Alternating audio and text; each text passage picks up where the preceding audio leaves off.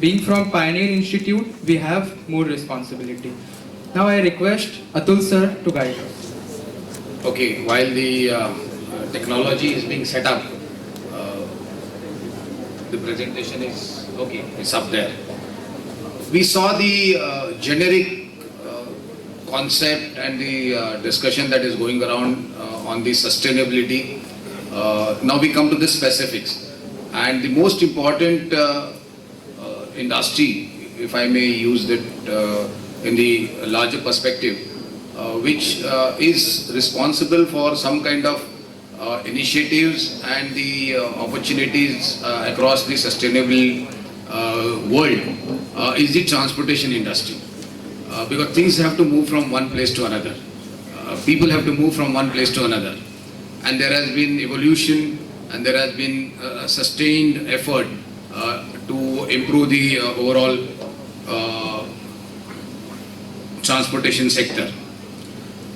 Now, water transport is one of the most efficient, one of the most environment friendly transport, and therefore this is the subject that was assigned to me, or that is assigned to me to kindly elaborate, share what is happening in this space and what are the opportunities, what are the challenges that we have. Next slide please. This is a known fact. 70% of the world is covered by water, the oceans, the seas, and add to that the navigable rivers across the continents and on the landmass that we have. And all of them are basically serving as unlimited resource. Yes, the questions are being raised. Are they really unlimited now? But yes, they are to an extent unlimited resource so that the transportation of men and material can happen. And probably this is the first global industry.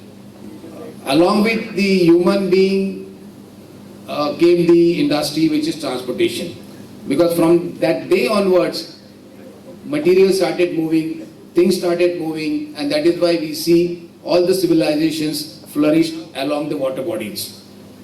So whether it is Indus civilization, whether it is the Greek civilization, whether it is any other civilization you name, and not only the historical civilizations or the great civilizations that we are referring to, but also the metro cities in the New World also came along the water bodies.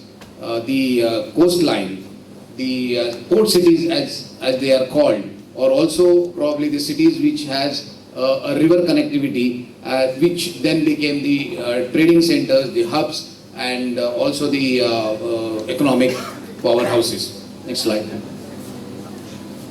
This is an integrated and efficient transport sector. This is part of the overall, as I said, the transportation mix, which is railways, roads, inlet waterways, coastal shipping, and airways. Now, there are certain countries, if you look into the history, which became the economic superpowers or the political superpowers because they had access to waterfront, or they developed their water transportation effectively, and then they ruled the world. You take the examples of the colonial masters, and then you see most of them figure in the bottom statement that I have made. The Netherlands, 42% cargo within the country moves by waterways, and the other countries, Germany, US, Hungary, about 15% cargo moves by waterways. In our country, at present, it is less than 1%. Less than 1% of the cargo that we handle as a nation, whether it is EXIM or a domestic cargo, moves by waterways. About 6% moves by the coastal shipping, but less than 1% moves by waterways. And that is where we have the problems. That is where we have the high social costs. That is where we see carbon emissions. That is where we see a lot of other challenges that are coming up. Congested roads, requirement for huge infrastructure, capital cost attached to that. So this is very important. But look at the history, going back before the 19th century. If you go to the next slide. These are some of the examples of waterways. Go to the next slide. First let me complete my point. During the 19th century, till 19th century I would say, waterways were flourishing in the country. In fact, a lot of water cargo movement that was happening through water transport. So, in the overall GDP of the undivided India, 26% of the GDP contribution came from the eastern part of India.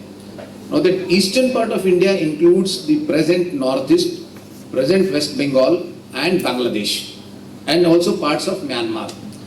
Now why this happened? This happened because there was a very, very vibrant water transportation system that was there, that existed there. The entire Brahmaputra, Barak River, the Ganges, and movements through the Sundarbans. This contributed largely to the country GDP, and I am talking of undivided India GDP, 26% of it came. The heavy engineering industry flourished in Kolkata because they could move the over-dimensional cargo, the large fabricated pieces, parcels, through the waterways from the Ganges right up to Allahabad. So the Havelis of Lucknow had all kinds of imported goods and materials, and all that moved through waterways. Okay, so this is the importance of waterways. It contributes heavily to the GDP. We'll come to that. We've once again gone back to this realization, and there is understanding that coastal cities, coastline of India and the water bodies are gateways to the world. There is a port in Germany called Duisburg. It's a hinterland port, or in our language nowadays it is called as a dry port. It handles about 158 million tons of cargo, more than any of the major ports of our country. The highest cargo handled by any of our port is about 101, 102 million metric tons. But about 3 years ago, Duisburg port in Germany, which is in the hinterland, along the Rhine River, handled 158 million tons. And that port actually supports the EXIM trade at Port of Antwerp, Port of Rotterdam, and the entire industrial development that happened inside the German territory, because they could move all the cargo using the waterfront. I need not explain this more elaborately for those who are living in Surat, because you know this very well. The heavy industry, the fabrication that is happening in Surat and around Surat, whether it is the L&T shipyard or so on and other things, that is all because there is a water body next to it, and they are able to move all these fabricated parcels, the large ODC cargo, using the waterways. So therefore, our Honorable Prime Minister has spoken about this in launching Sagarmala project, and says our coastal areas can be channel for global trade. Next slide, please. Why it is important for us to understand the water transportation sector, not only from the point of view of just sustainability, but also from the point of view of GDP, from the point of growing economy, and then there are opportunities that are arising out of it. India has got 7,500 plus kilometer coastline. We've got 18% of our population that lives along the coastline, and 60% of our national GDP is contributed by these 9 maritime states. 60% of national GDP. So you can imagine the impact that this coastline and the water body has on our GDP. And therefore, obviously, the opportunities are also emerging along this coastline. We've seen migration because of that. And that is where, again, there is a focus on water transportation, which is through the inland rivers. And that is why we are now going to see emergence of new economic hubs, new economic centers, which will be along these waterways. Next slide, please. Right now we have 12 major ports. 95% of our cargo is handled by water transportation, and about 2,500 million metric tons cargo is expected to be handled by year 2024. Next slide, please. This is what I spoke about before, and therefore, if you see the IWT, inland water transport, is developed or is flourishing in some parts of the country because it does not require huge investment in infrastructure. It uses the natural resource that is available, which is the water body, and therefore the areas like Assam, Kerala, Goa, around Mumbai, and these are the places where they have natural advantage, and therefore they use water transportation more effectively. There is a need for systemic development of IWT. The reason for that is because we forgot the importance of IWT. What we have done is we have built big dams, we have built bridges, and we have kind of stagnated the development of water transportation because the ship size is increasing, the new technologies are coming in, and there is no perennial water in the rivers because we have constructed dams, and therefore the water is not available all throughout the year for river navigation to happen. So although we have close to 14,500 kilometer long navigable rivers as they call, I would say hardly 5,000 kilometers of rivers are navigable. They define it saying that total 19,000 kilometer long waterways, of which 14,500 kilometers is rivers, remaining 4,000 kilometers are canals, because there are some artificial canals that we have constructed, be it Indira Nahar or the Buckingham Canal in the south, or there are some other canals that are there in the country. But out of that 14,500 kilometers, hardly 5,000 kilometers of river length is navigable. We'll see which are those navigable rivers. See, there are 5 national waterways that are declared by the Parliament. Very recently, about 2 years ago, the government added another 106 rivers to make it 111 national waterways. What do you mean by national waterways? Like the national highways, these rivers, 111 rivers, are now under the domain of central government, and any development that has to happen on these waterways will be done through the Jal Vikas Yojana through Inland Waterways Authority of India. Now you have the first national waterway, which is now, I would say, becoming very active, and everybody probably has noticed the 2 developments that happened recently. The first one is the Ganges NW1, which is from Prayagraj to Haldia, about 1600 kilometer long waterway. There are 3 multimodal transport hubs that are coming along this waterway, and that the first one was inaugurated at Varanasi, the second one was inaugurated just last week at Sahibganj in Jharkhand, and the third one will be coming up very soon at Haldia. So these 3 multimodal hubs will have rail connectivity, water connectivity, air connectivity, and road connectivity. So cargo can be consolidated here, and then the water body can be used, the NW1, the Ganges can be used. It's a World Bank funded project, and the work is going on the project. We have done the initial trials. There are 2 ships which moved from Haldia to Varanasi carrying Pepsi containers, and on the return voyage it carried some bulk cargo from the Uttar Pradesh to Haldia, which was primarily the agri-produce. So that is successfully now demonstrated that this waterway is navigable. Now the new opportunities are coming, as I said, in the form of the multimodal transport hub that is coming up there, and therefore large parcels of cargo can be moved along NW1. NW2, which is the Brahmaputra waterways from Sadia to Dhubri, both in Assam.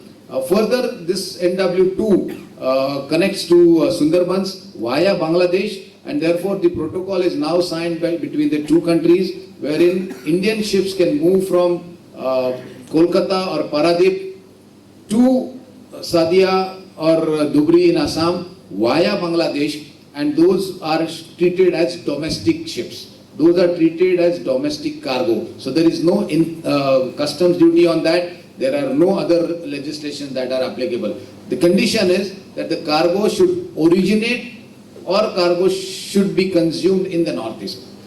So basically, we are once again going back to the old water system that was prevalent there pre-independence era.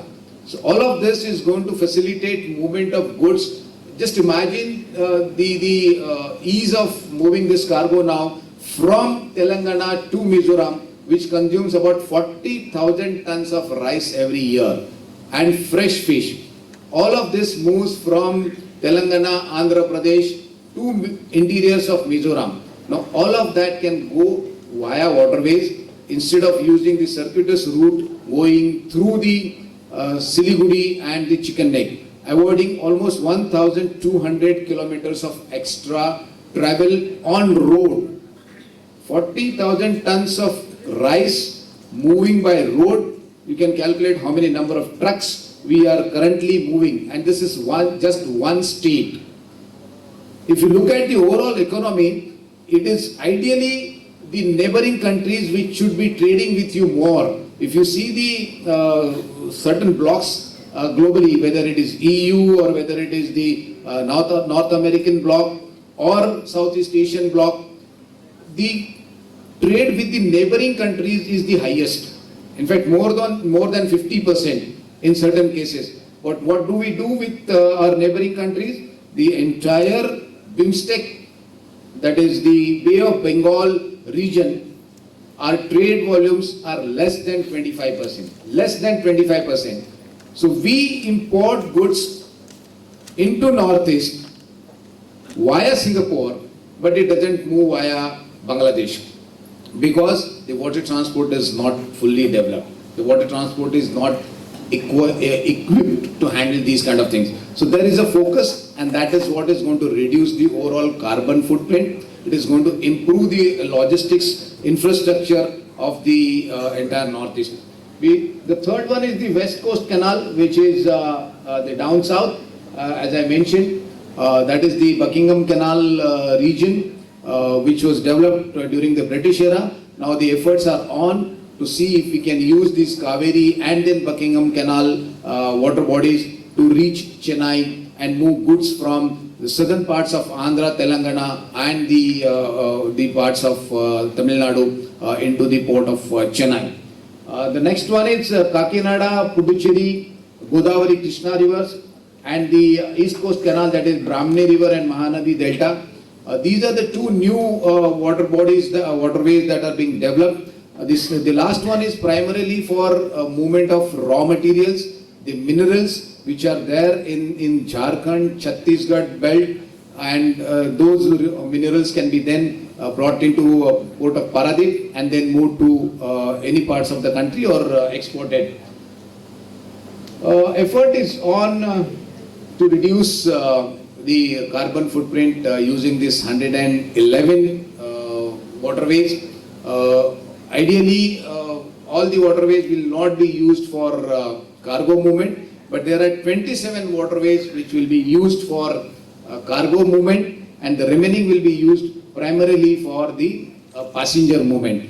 Here you can see the map where these waterways are situated, and you can imagine what kind of transformation it will have on the overall economy. The region which is here, this region will have the advantage of using this waterway. This region here will have the advantage of using the Buckingham Canal. This region here will have the advantage of using the Brahmani and Mahanadi Delta. And then you have the passenger movement that is happening around here in Goa, which we all have probably experienced. And also the backwaters of Kerala, which we all know is used for the tourism purpose. And the other thing which will happen in and around Mumbai is primarily the passenger transport around Mumbai. Mumbai is blessed with water bodies all around it, but it is not being used for water transportation. Now there is focus, there is a lot of effort that is being made in building the jetties around Mumbai city and then use the ferry transportation for solving the traffic woes of Mumbai in addition to the metro network that is coming up. Way back in the year, I mean, it's actually very shameful to make this statement, but then I'll give you the idea, because we have to understand that this is not something new. And as you mentioned, I mean, these all efforts towards sustainability are actually nothing, that is new revelation. We all knew, but then we focused on something else, and now we are realizing that it has caused damage to our Mother Earth, and therefore we are focusing on this. Way back in the year 1967, Bertlin and Partners, the consulting firm, gave a detailed report on development of inland waters in the country. But our focus was on developing the road network, on the rail network. We all as citizens of this country demanded better roads, wider roads, faster connectivity. We all moved into a faster lifestyle, and therefore the focus was lost on the water transportation, because the disadvantage of water transportation is it is slow. It is perceived to be slow. Okay, therefore we all want to move fast. But now there is another sector which is emerging on water transportation, and that is the luxury water transportation, be it cruise or anything else, or the adventure sports, and that is why I think this is once again coming on the agenda for discussion. Next slide, please. I'll skip this. As I said, just less than 1% of the total cargo is on inland waterways. It's 55 million metric tons, just while the total cargo that we handle, EXIM cargo itself, is 1,200 million metric tons, and domestic cargo, it's anybody's guess. So we actually not there when it comes to use of water transport for movement of goods and men. Next slide, please.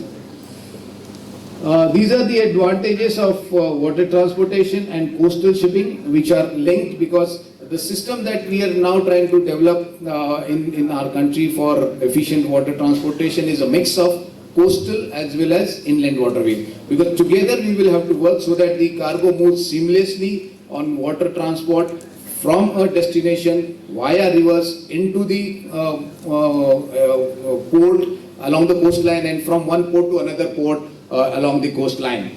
It has got the advantages like no hindrances. Approximately 200 to 300 billion rupees is lost every year on just various checkposts, reasons for cargo truck to stop, congestion, and various other regulatory requirements that we have in the country.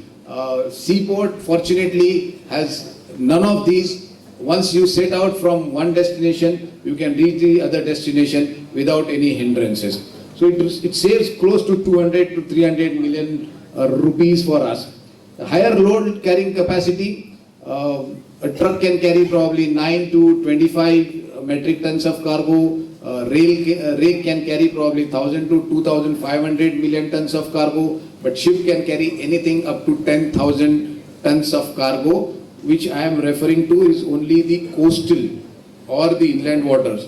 If you talk of the larger ships which are on the EXIM trade, which is not the subject for discussion today, the EXIM trade can have close to 380,000 million metric tons of cargo in one ship. 380,000 million metric tons. If you have seen one container on the roads, a ship is today floating which carries 18,000 such containers on single voyage. That's the economies of scale the shipping provides. And therefore, if you're talking of growing economy, if you're talking of more exports, if you're talking of moving cargo from one place to place B, we will therefore require to look at the larger volumes. Now our road network is congested, we all know. Our rail network is congested, we all know, because the priority is for the passenger movement. And that will continue, because in the growing economy, another barometer is that the people move from place A to place B, either for business, for luxury, or for something else. And therefore our rail network will always remain congested like this. So if we have to move additional cargo, we will have no option but to look at water transportation and development of that entire supply chain. Then you have the what is known as short sea shipping. That is what we call in our country as a coastal shipping. In some of the countries, 40% of domestic cargo moves, as I said, in the Netherlands, they move about 43%, 42% of cargo. In our country, our petroleum products, 72% of our petroleum products, be it crude or finished product, they move by rail or road. Imagine the amount of benefit that we will have if we have to move these by water transportation or any other mode of transport. So we will bring down as many number of trucks off the road if we start using the water body. And obviously, therefore, there is reduction in the carbon emission. If you see this third statement there, in gram CO2 equivalent per ton kilometer, road generates 64 grams of CO2 per ton kilometer, whereas coastal or the waterways will generate only 15. So almost 1/4 of what we are currently practicing. We are today mostly using road transport as our primary mode of transport. If we can move away from road to water transport, we will reduce our carbon footprint very, very big time. Next slide, please. What are the challenges? If it is so simple, why, this efficient mode of transport is not being used, why it is not the favorable mode of transport by people, by the industry, by the cargo owners? Primarily, it is the terminal development because the entire coastline or the water body, the river line is actually owned by the government. Therefore, creating the infrastructure along these water bodies is a big challenge. You have the people like MOEF and the what you call as coastal regulatory zone not allowing you to develop these infrastructures along the certain areas of stretches of coastline. Now, one has to understand the fact that the port can come only when there is a water body. It is not the other way around. That you create a port and then bring a water body. That has happened in some cases. It's not absolutely a dream. It has happened in some cases, especially now Paris, which many of us know is actually in the middle of hinterland. But Port of Antwerp is now developing a canal connecting Antwerp to Paris. Okay, and that is again an EU funded project because there's a lot of cargo movement that happens between these two cities, and therefore now they are developing an artificial canal between Port of Antwerp and Paris so that the cargo movement will happen along the water body using the barges. So people have gone to even that extent that they are creating artificial canals because they see that the increased cargo movement is actually causing damage to the environment. But in our country, we still have to reach that stage. We have so much of natural water body that is available, which should be opened for construction of jetties, terminals like that, so that the movement of goods and men can happen. There are cargo handling facilities that are required. Last mile connectivity is another issue. There are 2 ports available, but then from the port to the hinterland destination, there is no road network, there is no rail network. So an integrated approach is missing in our country. Then there are issues related to funding. This sector is actually not getting the attention because it is a long gestation period project. You start making money here after say 8 years, 9 years. But of course, the projects last for 50 years or probably 70 years. So the utility of the project or the life of the project is probably 57 to 70 years. But first 7 to 8 years, you will need time to build your cargo. You will need time to create your ecosystem, which is in the form of creating warehouses, creating the container freight stations or the processing units or setting up the manufacturing plants, etc. next to your terminal facility. And therefore, the financing is an issue. The lenders are today looking at quick returns, or the venture capitalists or the merchant bankers are looking at faster turnaround. but this is an infrastructure project and which requires quite a patience from the investor's point of view, which today is unfortunately not there for the sector. And therefore the government has come out with this Jal Vikas Nigam scheme, which is going to fund lot of money, put lot of impetus on creating these infrastructure projects. Next one, please. I'll skip this. Next. These are some of the new waterways that are coming up. As I said, with the protocol between India and Bangladesh, there is a new waterway that is coming up in the Sundarbans, and that will be a very good area for development of tourism, that side. Goa also is another area which is coming up fast in terms of cruise, casinos or river ferries, etc. Next please. This is again in the West Bengal near Durgapur. That is the DVC canal which is being used now. Revival of the DVC canal is planned, is proposed, so that it can be used as water transportation. And then coming to Gujarat, of course Narmada with Sardar Sarovar project, there is large water prism that is available. Can this be also used for the water transportation? Again, something which I'm sure people in Gujarat will laugh about, Goga Dahej, a project which was talked about probably decades ago. We've started that, but not to an extent that we would expect or we would like it to be operational. Next please. These are some of the other water bodies in Rajasthan, in Mizoram. Mizoram is primarily the connection to another international project by Government of India, which is the Kaladan project, which is in Myanmar, the southern tip of Myanmar. There is a river called Kaladan. That Kaladan river has a port, and then the rivers from Mizoram will be connected to this port in Myanmar, and then we will use that water body for movement of goods into Mizoram and Manipur from rest of the country. I think I will stop here. This idea was to give you an overview that there's a lot that is happening here. There's a lot that the engineers will do and contribute, because it is not just the infrastructure creation but also various services that are required, also altering the current layout of the goods movement, the logistics movement that is happening in the country. Therefore, there will be new centers that will emerge. Hitherto, some centers, some locations were not very attractive for setting up infrastructure projects or for the basic industries, whether it is steel, cement, power or other things. Now you will be surprised to know that even the items like chapatis and bhakris are moving using waterways to new destinations.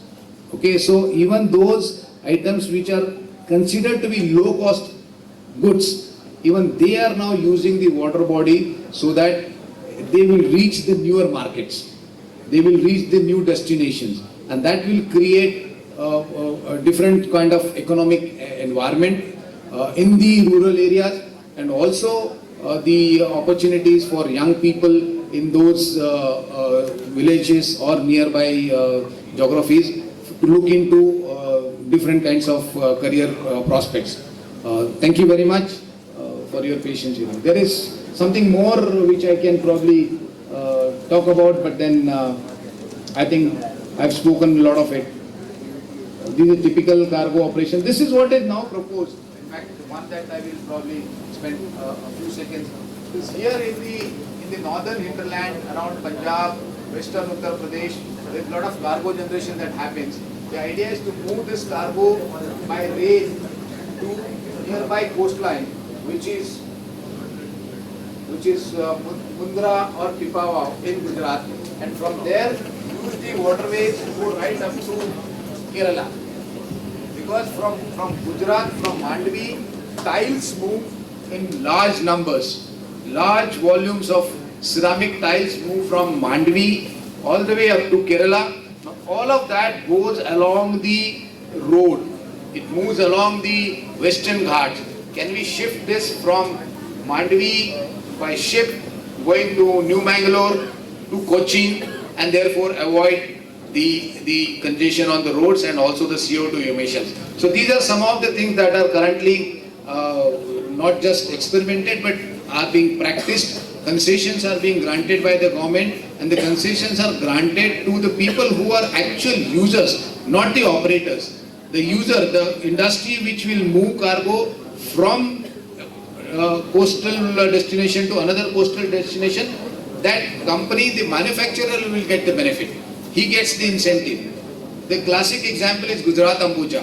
The cement that Gujarat Ambuja manufactures in Gujarat is actually consumed in Mumbai. And all of that moves by ship. There is a small jetty that they have constructed in Navi Mumbai, and all of this Gujarat Ambuja cement that goes to Mumbai is actually going via ship. So that is happening. So say similarly, there is an auto hub here in Chennai, around Chennai, whether it is Hyundai, whether it is Toyota in Bangalore. So the efforts are on. The initial trials have been carried out that we move these vehicles, the Hyundai and the Toyota cars, from Chennai to Mundra by ship, and then the Maruti cars from Manesar will come to Mundra, and then in the return voyage those Maruti cars will go the other way around. So that will reduce again the large containers that we see on the roads, the big vehicles that we see on the roads. They will be off the road, and therefore, and this can carry 800 cars at a time. So imagine how many trucks we are taking off the road. 800 cars will go in one single voyage. So that is all as far as the experiments that are happening. You as engineers, I'm sure, will come out with innovative ways to handle this cargo, and also look at the opportunities that are emerging in this. And of course, the experts on the sustainability would also be required to actually measure the benefits arising out of these initiatives. Thank you very much.